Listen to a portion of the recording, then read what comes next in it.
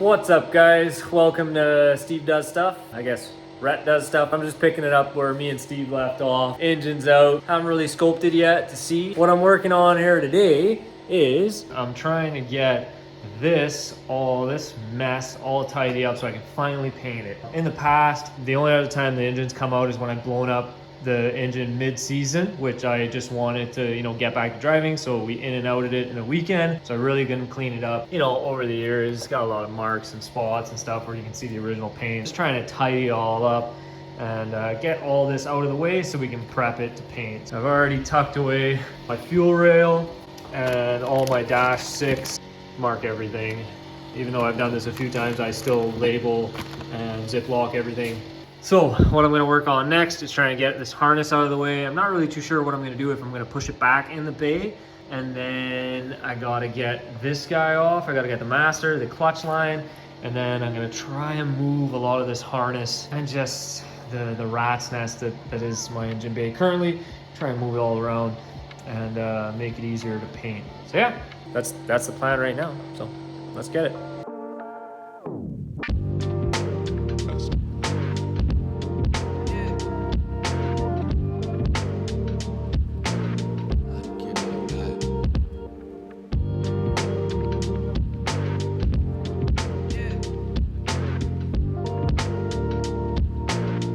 Basically, I took off all the fuel line, got rid of the air fuel regulator, all the fuel line to the rail, the feed line in, and then the harness is back in the cab. What I want to work on is getting all the brake lines and clutch lines off. On the list too, the throttle cable, and then also on the list to do is I'm gonna delete my mechanical gauges. So this is oil pressure, and then this guy dangling is a coolant line. So I'm gonna delete all those because now with my MFD dash, I have all those pressure values. I know brake line stuff is like the worst thing to deal with, brake fluid, but whatever, we're getting to it. So we're just under here pulling these brake lines. So I'm just gonna pull this guy. You can definitely tell my braided lines are getting a little beat up. That one's kind of going right through, pretty sketch. I think that's honestly because of the rubbing from the zip tie that like holds it together. Whereas this definitely from the rim and the wheel, as you can see, it gets super beat up in here. Not good. Good old drift car. You can see where it's touching. I've painted that before, so that just goes to show how much rubbing it does. I have this little sucker tube. Works good for this stuff. Easy peasy, just pulled that out. This is the booster delete kit. Really easy, and it comes with the proportioning valve. I needed it for the turbo setup. I wish I could run a booster, honestly, but the Surefab manifold is a little far recessed into the firewall, so it just doesn't leave you with enough space. So you got to go with the booster delete. So it's not bad. Manual brakes, drift car, whatever. I got the brake booster basically unhooked, and I went ahead and did the pedal as well, the gas pedal, just to get the cable out. I feel like all cars in general, but if you know Corollas, this is always a pain in the butt. You have to basically become a contortionist. I laid on my back with my feet in the air pretty much, and you have to get down here and get all the way in there to try and get all the bolts out. It's kind of annoying. I mean, my dash is probably easier than most, but big pain in the butt. So I got the full throttle pedal out. I just got to pull that through, and we can take off the master. Hopefully this doesn't leak out all over me.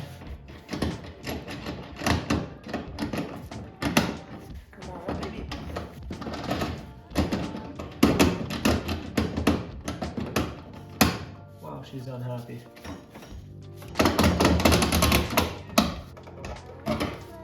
Clutch master. Obviously you can see underneath the brake master. Just needs to be nice and tidied up. That's why I'm going through the effort of doing all this, Car looks good from the outside. Should look nice from in here.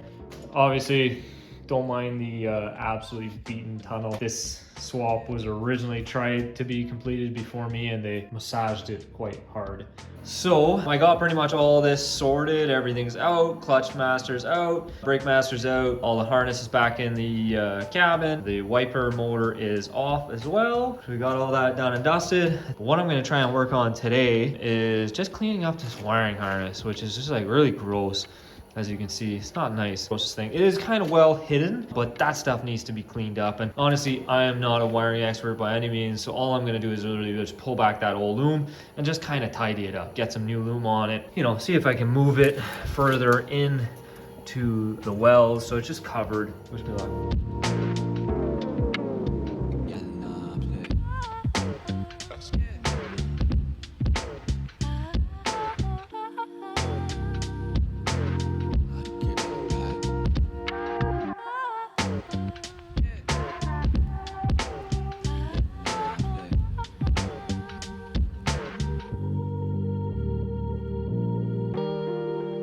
I think I'm doing pretty good. Check the mess.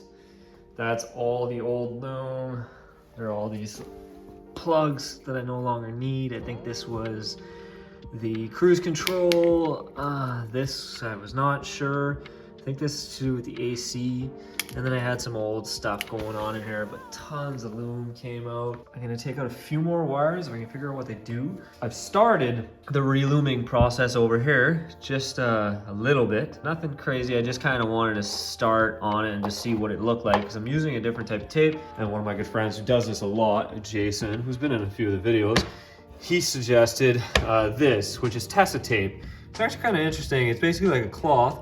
I feel like the electrical tape is somewhat sturdier, but it's just gunks up a harness, and I find they just look bad over time. Real easy to put on so far. And then some places that I know we're gonna rub, I have a whole bunch of this, I guess, split loom style. I think this should be perfect. I think this is like 15 feet of it, so it should be good.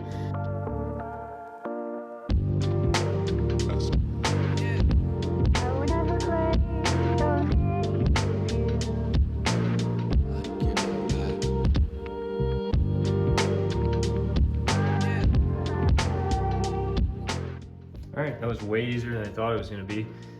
It unplugged, super easy, pulled it through, and now I've got it looped through down here, in through the light, and I'm gonna go through the fender. Now I just gotta make sure it reaches. Hopefully it reaches, and then I'll just pull it back out and loom it. Super simple.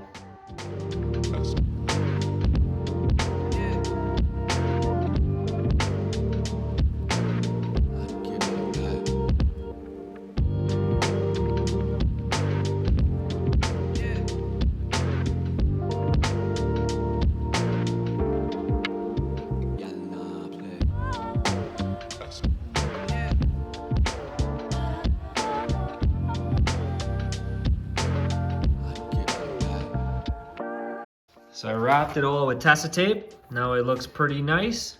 It goes through here, all the light stuff is done. It just runs this way, and you remember it looked terrible before. So now that once I paint it, it'll look real good. Ran everything through the fender. I just gotta zip tie it all in place. But basically that's all you see now. My air filter's right here. My rad support's right here. So you're literally not gonna see anything. There's nothing there anymore. And all you're gonna see is those two wires. I'm honestly pretty impressed. Impressed with myself, I guess. So it is finally time to take the Corolla up to my good friend Chris. Chris is a welder by trade. So we're gonna weld up all the little holes in the engine bay and spray it up at his shop. We'll just clean it up, spray it, make it look real nice, and call it a day, you know? So yeah, let's load this bad boy up.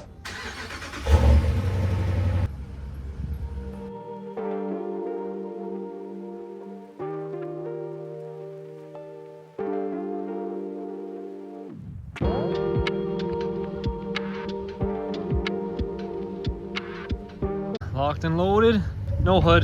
Hopefully nothing flies off. I think we'll be fine. She's all nestled in here in Chris's shop. Sick projects working on. Airbag, big old forward. Now to strip it down even more, take some fenders off.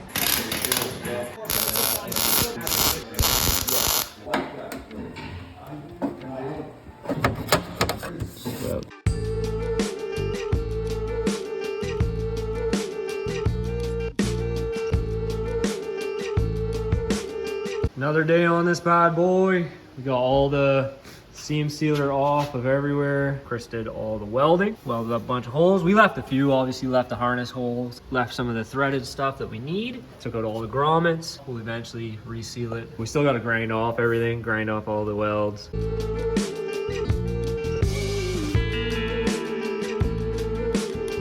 And we've been grinding away, starting to look like something. We're trying to dolly a little bit of this. This is where the battery tray came out.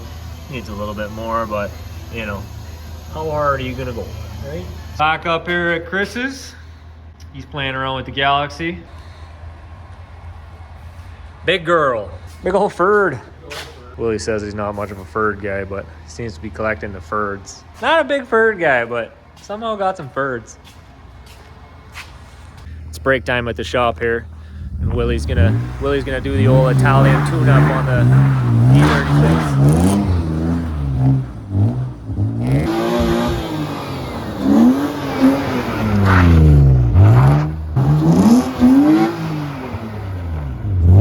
Yeah, buddy.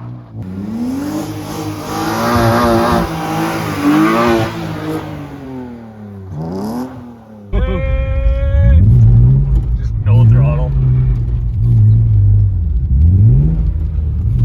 That's really nice.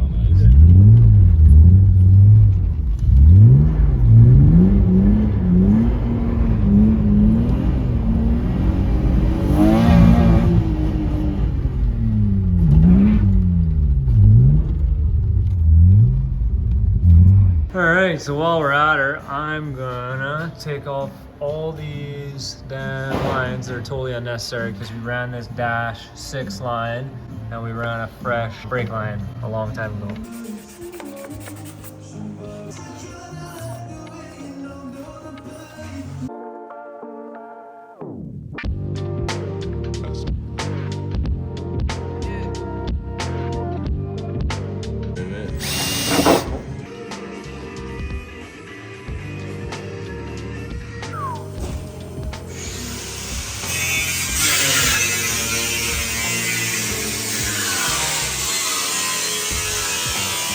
Get some primer going and on from there. Chris did a sick job, like look how clean that looks. Rolling it all up. Yeah, spend an extra time on the fronts, stuff you see. Pretty much. We Back. Back is. we still left some fresh holes just in case stuff wants to change. Yeah. Over time. I'm at a ton of time. And then one other thing we're gonna try and do is relocate my steering rack forward, just like 1/2 inch to an inch. We're gonna just chop it out here and just go whoop, and that'll help that like over centering issue I'm having. But other than that, we're good to go.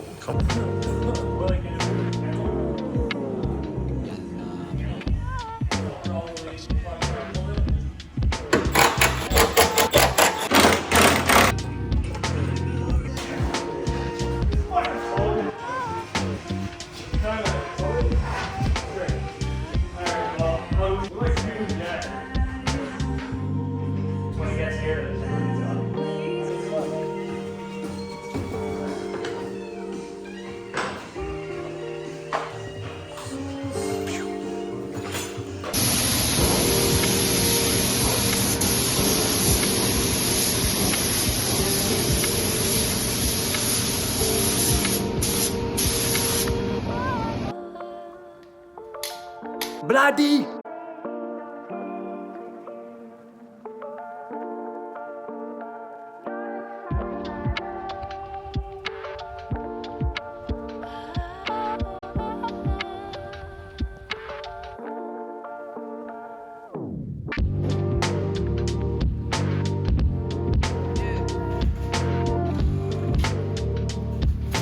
Alright guys, we're about to start painting here. Chris is gonna be on the gun. Booth is wet down, it's all cleaned up. And yeah, she is ready and looking good. Yeah, this is the last time you'll see it in the gray primer, which honestly kind of looks white on camera. Last time you'll see the black liner. It's all been epoxied. Epoxy came out real nice, honestly. We were a little nervous about it because it's a little bit of a new epoxy we were using, but it honestly turned out real good. And it'll be interesting to see what it looks like with the white. And just for reference too, we're using 040 white, which is like a normal Toyota color, and we're going base clear. So I'll show you the products we're using.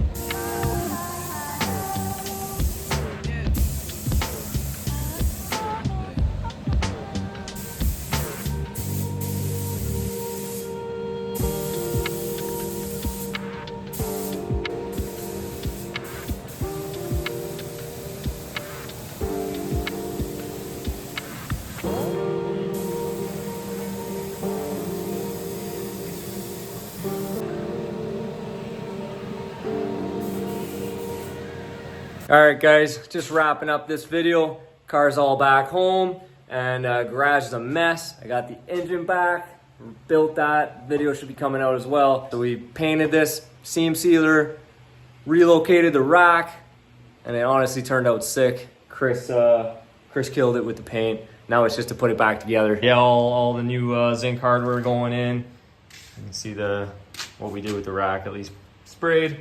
Should have painted those, but might do that another time. I'm just starting to piece it back together. All the brakes are back in, everything's back in, and honestly looks awesome. You can't even see the seam sealer, it looks wicked, but Chris did a fantastic job. So now, just piecing it back together, and the engine all rebuilt, looking nice. Fingers crossed when that thing starts. But yeah, garage is a mess. Peace out.